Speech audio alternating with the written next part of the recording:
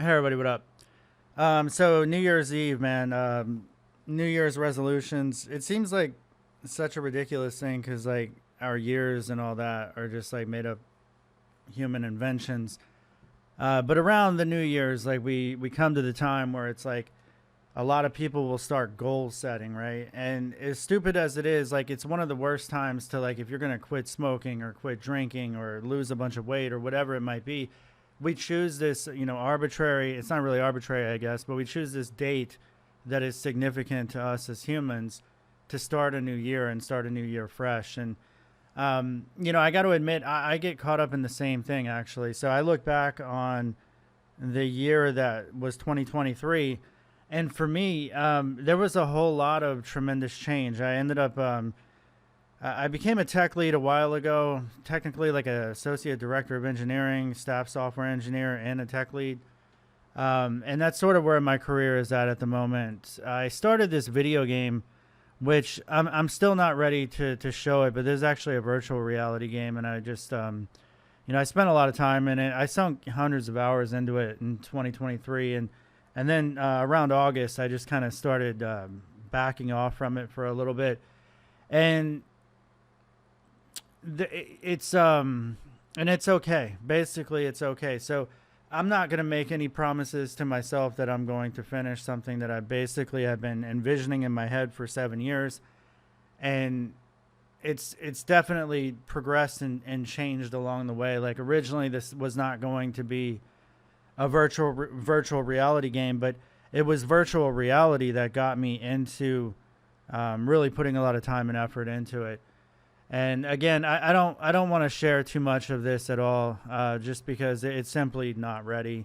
And one thing I've learned throughout my career is anytime you're trying to demo or display something that is just not ready, it never makes me feel good about it.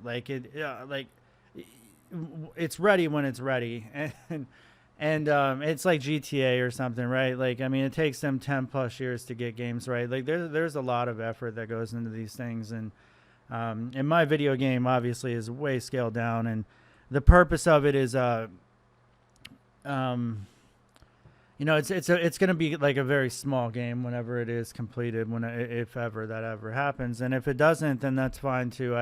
I've learned a lot. I felt like in 2023 I stepped away from YouTube, and I started focusing more on just what I have in front of me, and not just analytics and what could be with that. Like basically, YouTube wasn't really doing anything for me towards the end of 2022, and even now, it's like I still do enjoy doing videos here and there, but you can easily be swallowed up in the whole like, oh, my channel used to be doing better or this or that. Like, and none of it is important because I can tell you that like being in this career for a long time, having some decent amount of success for a short period of time with YouTube, and then if I compare that to my career, like none of it just doesn't relate.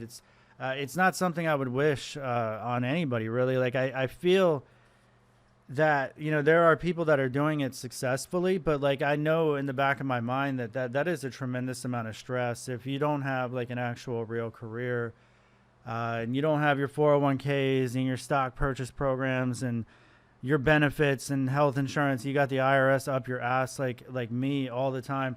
2024 is going to be the first year in literally about 10 where I'm not paying the IRS additional money every month. Like people that talk about, hey, I got a letter from the IRS and I freaked out. Like I got friends and things that are like, oh, I never get anything from the IRS, and when they do, they immediately, they freak out. And I basically heard this a month ago or so, and I was just thinking to myself, wow, these people, I get letters and in contact from them all the time. It's always in letter format, but like, the most recent one is like, hey, we're going to go ahead and give you some money back. In fact, most of the correspondence I've had with the IRS over the last year has been, we're giving you money back for overpayment. So apparently I don't cheat my taxes with the best of them because I tend to overpay. But the point being is like 2024 is going to be a year where I don't have to pay the IRS. And for the first time in a decade, that is going to be a new experience for me. So I'm looking forward to that. Also, believe it or not, you can make a lot of money in this field and still rack up a tremendous amount of debt. I've now traveled all over the place. I've spent money that I don't have. I bought a Tesla that I probably shouldn't have at the peak of the car market, where they're like, you couldn't find used cars, you know what I mean? And like the interest rates were going up, and just a terrible time to buy. But for whatever reason, I'm like, hey, I want a Tesla. And I'll be honest though, like that Tesla, regardless of what you might think about Elon Musk or whatever, I don't really regret that in the sense that, like, there's no better car that I wanted to have. I was looking at Porsches and Benz and Beamers and all that, and I wanted the Tesla. So I don't regret that. Do I think it was the best financial decision? Probably not. My daughter's also in going to college for computer science. So she is going to be graduating from Mason here. And hopefully, it's still probably a year or more off, but for her to get a computer science degree, I'm very happy for that. And I'm continuing to support in that regard. And then I have a kid that's about to graduate high school, and I'm gonna have to pay for college again. So like, it doesn't ever get easier. So for anybody that thinks, oh yeah, you can make, a bunch of money, like this salary, like a lot of people think 100 plus is a lot, and then 200 plus is a lot. And like, you could be up around 300s and all that. Like, I've seen it. And the fact of the matter is like, when you're making that type of money, the government's taking a humongous portion of it, and then the state that government is going to take their portion. If you're buying cars like Teslas, like for instance, I live in Virginia, and we have a property tax on our vehicle, and I didn't actually know this, but I was surprised that they valued the car less than what I owed on it still. And my tax bill for the year for personal property, just for the privilege of owning a car that technically the bank owns, it was a $1,700 bill for the year. So little things like that, they get you and they add up. And yeah, so this year though, I can tell you, like, I will be very happy to have basically redirected my efforts and things that I started doing about a year ago to become, I think, healthier, more positive, spend a little bit more time with my family, with my career. And I'm going to do a whole lot more of that in 2024. And then also to address, financial things where it was like, hey, I was just spending a massive amount of money.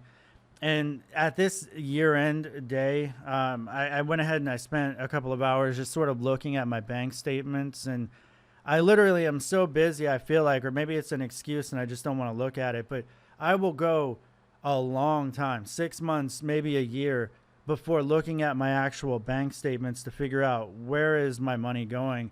And every time I do that, I'm like, holy crap. Like, there are so many different little $5 here, $70 there, or $200 here, or whatever it might be. But yeah, I mean, I can just simply go through that in a couple of hours and trim $300 to $400 off my budget in a month. And it's something that I probably should do a little bit more often. But I do recognize now that, there's these services and packages and providers that are now coming out where it's like, hey, we'll manage all your subscriptions for you. And when I first saw that, I'm like thinking, well, that's not a business that I would want to be in, but it's probably something that makes sense. And then I look at it today and I'm like, yeah, I could actually see myself signing up to something like that one day, so that I'm not having to maintain all these different subscriptions and things, and just try to get a better understanding of where my money is going. So yeah, 2024, I'm looking forward to it. And I hope everybody's, going to have a good year as well. 2023, I don't know that was like a great year for me, like in retrospect, if I looked at like really my adulthood. But it was a year that I really got down to business. And I'm going to continue that into 2024. And I'm actually excited about it. So yeah, it's just an arbitrary day that we made up in our minds. It has no significance on any other day, which I think is the craziest thing, is like, we'll make resolutions and such, on this particular day, but you could technically do it at any time, any hour, any minute,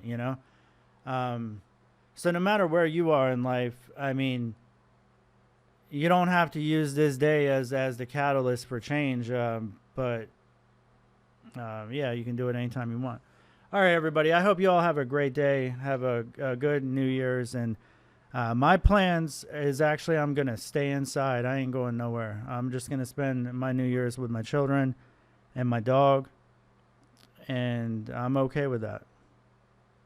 If you're learning to code, I recommend you check out my website, codehawk.com. My courses are fast, to the point, without the fluff that you'll find on other competitor sites like Pluralsight and Udemy. One of the reasons why you'll want to learn with me is that I'm a self-taught engineer myself. I never went to school for any of this stuff. I've been doing it for over a decade now professionally. The biggest reason you should use CodeHawk is that it's one price for everything. I try to make this as affordable as possible. Instead of having to purchase 15 to 20 different courses on Udemy or an expensive monthly subscription to Pluralsight, it's one price for everything on CodeHawk. Front end, back end, full stack. It has courses on all the latest web development technology. The courses range from beginner to advanced. So if you want to learn the latest web technology, give CodeHawk a look. There's demos for all of the courses that are out there right now. In addition, there's also my personal vlogs, which I'll be adding more to. So content that I don't release to YouTube is available on CodeHawk.